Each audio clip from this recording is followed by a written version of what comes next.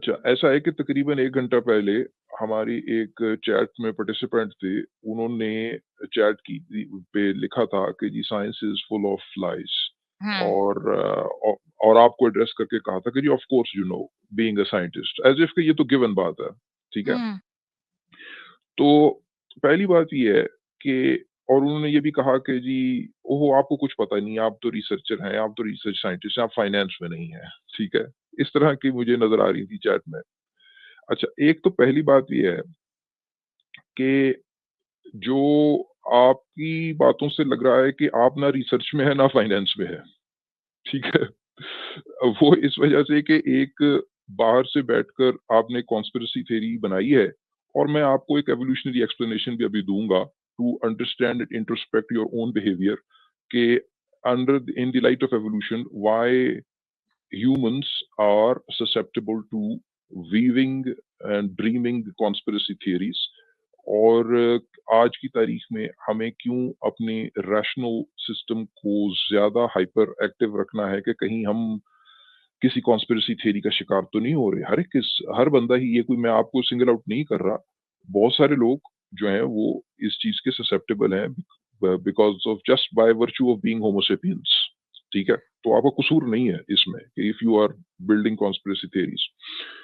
एक बात याद रखें कि फुल ऑफ लाइज़ का मतलब ये है कि मेजॉरिटी आप समझ रहे हैं कि वो लाइज़ हैं, ठीक है?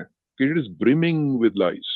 ऐसा नहीं कि आपने कहा कि यार जो लाइज़ जो है वो एक्सेप्शन है, आपने कहा लाइज़ जो है ना उसका रूल है, the way you constructed your sentence तो इस पर मेरे ख्याल से थोड़ी-सी नज़रसानी और रिव्यू करने की गुंजाइश बनती है। एक बात है कि जहाँ तक साइंटिफिक रिसर्च का ताल्लुक है, तो क्या ऐसा कभी नहीं हुआ कि किसी ने अपना डेटा फच किया हो टू गेट पब्लिश्ड और एकेडमिक पब्लिशिंग की रैट रेस में आगे निकलने के लिए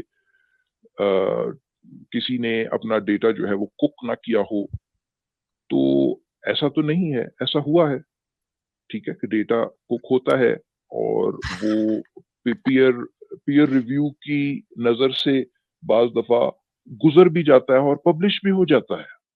ठीक है? ये बात तो मैं मानने के लिए बिल्कुल तैयार हूँ कि एक कोई डेटा कुक हुआ, किसी ने फर्ज किया और नोइंगली एक तो है कि जी अननोइंगली कोई गलती हो गई किसी से, ऐसा भी होता है और अपॉन फर्दर इन्वेस्टिगेशन पता लगा कि जी कुछ गलती हो गई थी, सिस्टमैटिक बायसेस होते हैं इंस्ट्रूमेंट्स में, मेजरमेंट्स में और एक तरफ ये है कि किसी ने इंटेंशनली डेटा कुक किया, तो आपको वो भी एग्ज़ाम्पल मिल जाती है।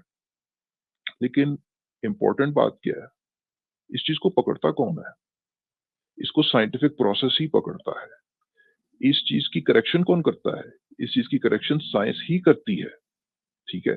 कोई थर्ड पार्टी टूल इंसानियत के पास नहीं है कि जिससे ये चीज़ें जो अगर कहीं न कहीं आपको एलिमेंट्स नज़र आते हैं, किसी एलिमेंट्स ऑफ फ्रॉड नज़र आते हैं, तो वो भी दरअसल साइंटिफिक प्रोसेस ही उसको पकड़ता है। क्या तरीका है? क्या आपको रिट्रैक्शन वॉच का नहीं पता? आप तो बड़े पढ़े-लिखे आदमी लग रहे हैं मुझे।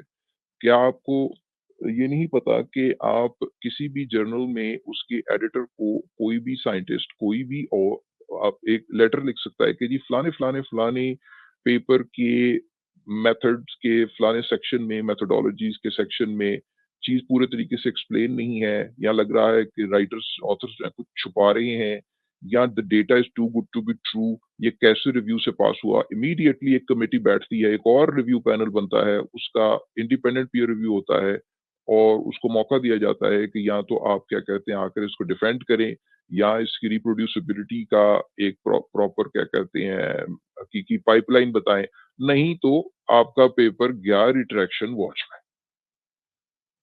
ठीक है जी।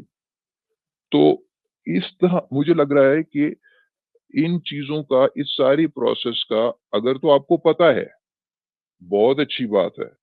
तो अ, इनके पता होते हुए आपकी गुफ्तगू में ये इस तरीके का एक बायस एक बड़ा प्रीसपोज्ड बायस कि जी फुल ऑफ लाइज़ है, तो वो वारंटेड नहीं है, जस्टिफाइड नहीं है। ठीक है जी? और अगर आपको पता नहीं है, तो अब पता लग गया है आपको। और आप इसको इस पे फर्दर क्या कहते हैं रिसर्च करेंगे, कैसे क्या रिट्रैक्शन प्रोसेस होता है, कैसे आहिस्ता-आहिस्ता चीज़ें फ़िल्टर आउट होकर और इवेंचुअली वीड आउट हो जाती हैं चीज़ें।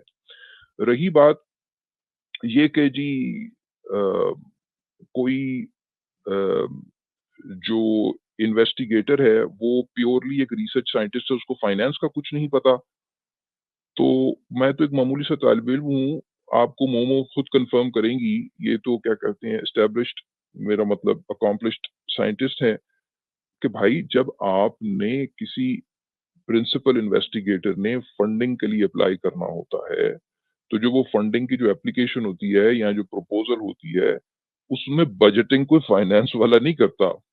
ठीक है? उसमें बजटिंग की रिस्पॉन्सिबिलिटी पीआई की होती है, प्रिंसिपल इन्वेस्टिगेटर की होती है। सारा उसका जो फाइनेंशियल हिस्सा है प्रपोज़ल का, वो आप रिव्यू करा सकते हैं लोगों से कि हाँ, डज़ इट अपने पीयर से कि जी, क्या आपको ये बातें ठीक लग रही हैं?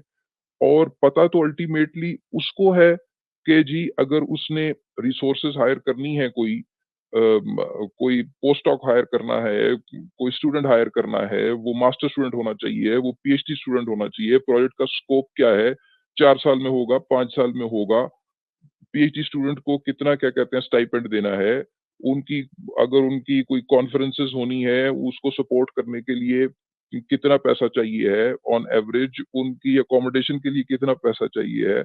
आपके अगर ऐसे जर्नल्स हैं जो कि ओपन एक्सेस हैं और उनकी पब्लिकेशन फी है, तो वो फाइनेंस वालों से बेहतर तो पीआई को पता है कि भाई इस जर्नल की ये पब्लिकेशन फी है, इसका हाइब्रिड मॉडल है, ये ओपन एक्सेस पैसे लेकर भी कर देता है और वैसे भी कर वो अगर ओपन एक्सेस नहीं करता तो वो भी अलाउ करता है। ये सारे financial matters you have to learn about these things if you are a scientific investigator. ठीक है? और ये आपकी ट्रेनिंग का हिस्सा है। आपको वर्कशॉप्स अटेंड करना पड़ती हैं कि कैसे आपने फाइनेंशियल मैनेजमेंट करनी है और बजटिंग करनी है। और ऑब्वियसली किसी फाइनेंस की बैकग्राउंड को हम ज़ाहिर-सी बात है जो को फाइनेंस की बैकग्राउंड की जो सपोर्टिंग स्टाफ है, वो आपके लिए सपोर्टिंग स्टाफ है और उसकी वैल्यू करनी चाहिए इंसान को। लेकिन किसी उस स्टाफ को ये ट्रेनिंग कराना कि जी फलाना इंस्ट्रूमेंट, फलाना जो इक्विपमेंट है अगर वो इस ग्रांट की प्रपोज़ल के स्कोप में आ, आता है तो कौन से वाला होना चाहिए, ये उसकी उसका डिसीजन उसकी उसकी एरिया ऑफ एक्सपर्टीज से बाहर है। लेकिन एक प्रिंसिपल इन्वेस्टिगेटर जिसका वो रिसर्च एक्सपर्टीज है, डोमेन है, उसको थोड़ी-सी फाइनेंशियल ट्रेनिंग दे देना ये ज़्यादा आसान काम है। So that is the not. तो इस बात को समझें।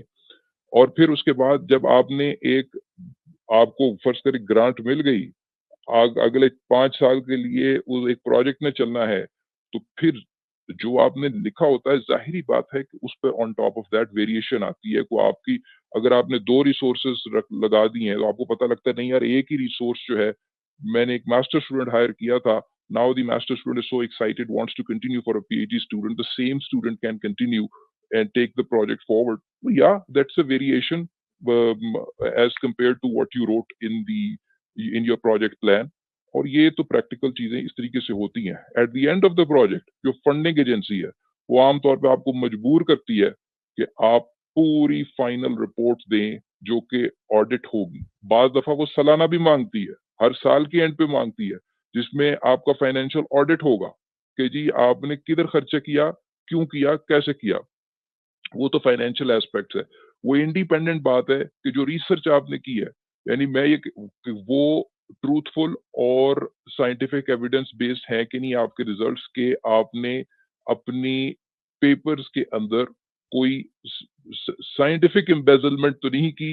एक तो financial embezzlement is a different thing कि साइंटिफिक फजिंग या डेटा कुकिंग तो नहीं की। उसके भी मैकेनिज्म्स मौजूद हैं और वो within the framework of the scientific process है। This is not outside the framework of the scientific process. So therefore ये स्टेटमेंट कि जी the science is full of lies, unfortunately हमें लग रहा है कि this statement is false for sure. मगर क्या कहती हैं ये खुद लाए है या कि इग्नोरेंस के ऊपर बेस्ड है, इस पर मैं अपना ओपिनियन नहीं ज़ाहिर करूँगा क्योंकि ये भी हो सकता है कि ये ऑनेस्ट इग्नोरेंस की वजह से भी ये बात कही गई हो। ठीक है जी? तो काइंडली इस पर ज़रा गौर-व-फ़िक्र करें।